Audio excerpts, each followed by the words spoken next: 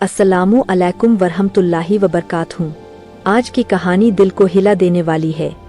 यह कहानी है एक ऐसी यतीम बच्ची की जिसके पास दुनिया में कोई न था, मगर उसके पास अल्लाह था।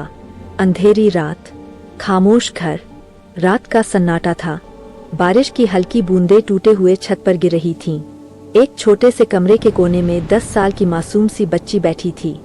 नाम था आयशा। आयशा के माँ बाप एक हादसे में दुनिया से जा चुके थे। रिश्तेदारों ने कुछ दिन साथ रखा, फिर बोझ समझकर अलग कर दिया। वह अक्सर सोचती, या अल्लाह, क्या मैं वाकई इस दुनिया में अकेली हूँ। उसके आंसू तकिए को भिगो देते, मगर जुबान पर शिकायत नहीं आती थी। आयशा को एक दूर के रिश्तेदार के घर रख दिया गया। वहाँ उसे बेटी नहीं, नौकरानी समझा जाता था।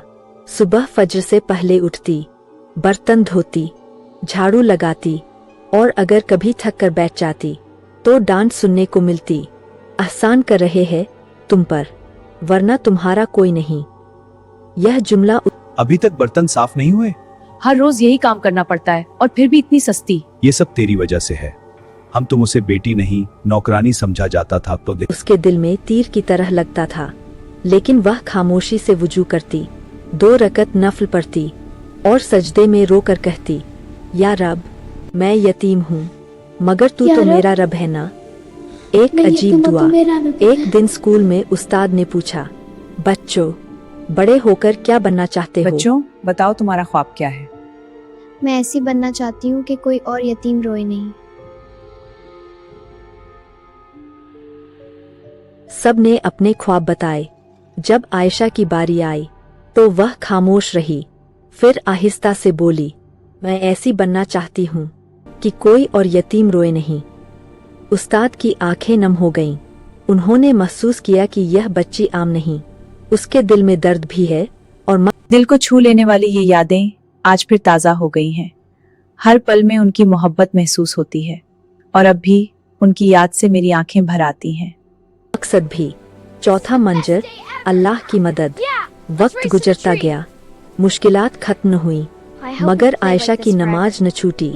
एक दिन स्कूल में एक फलाही तंजीम आई जो झीन और जरूरतमंद बच्चों को स्कॉलरशिप देती थी। टेस्ट हुआ, इंटरव्यू हुआ और नतीजा आया। पूरे जिले में And the recipient of this year's scholarship is Aisha. Congratulations, Aisha. You truly deserve this. Position. Ayesha, उसे शहर के बेहतरीन इदारे में दाखिला मिल गया। रहाइश, तालीम, किताबें, सब मुफ्त। जिस बच्ची को लोग बोझ कहते थे, आज वह सब के लिए मिसाल बन गई। जब अल्लाह साथ हो तो पूरी दुनिया की मुखालफत भी आपको नहीं हरा सकती। कुछ सालों बाद वही आयशा एक कामयाब डॉक्टर बन चुकी थी। उसने सबसे पहले क्या किया? एक यतीम खाना बनाया, जहां हर बच्ची को वह मोहब्बत मिलती जो उसे कभी नहीं मिली थी। एक दिन एक छोटी बच्ची ने पूछा, आपके अम्मी अब्बू कहाँ हैं? आयशा ने आसमान की तरफ देखकर मुस्कुराकर कहा, मेरा रब, मेरा सब कुछ है। दिल को छू लेने वाली ये यादें आज फिर ताज़ा हो गई हैं। हर पल में उनकी मोहब्बत महसूस होती है और अब भी उनकी याद से मेरी आंखें भर आती हैं। अगर आप यतीम नहीं भी है तो भी याद रखें, यतीम का दिल न दुखाएं, उनके सर पर शफकत का हाथ रखें, क्योंकि नबी करीम ने फरमाया, मैं और यतीम की कफालत करने वाला जन्नत में ऐसे होंगे जैसे ये 2 उंगलियां। यतीमी कमजोरी नहीं, अगर ईमान मजबूत हो तो यतीम बच्ची भी तारीख बदल सकती है।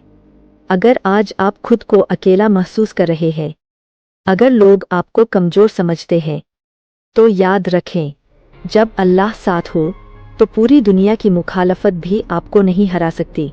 आंखों में आंसू हो लेकिन दिल में यकीन हो तो तकदीर बदल जाती है। यह थी यतीम बच्ची की दर्दनाक मगर सबक आमोज कहानी।